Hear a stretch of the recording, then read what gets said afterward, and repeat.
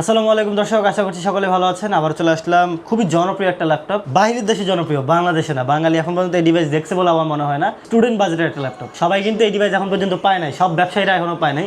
এটা হচ্ছে HP keep slim 3, একেবারে ম্যাকবুক না হলো ম্যাকবুকের মতোই স্লিম, কিন্তু এটা HP keep slim 3 Intel Pentium quad-core 12 generation থাকবে, 4 GB র্যাম থাকবে, 256 GB স্টোরেজ থাকবে। সকল ধরনের কাজ একদম স্মুথলি করবেন।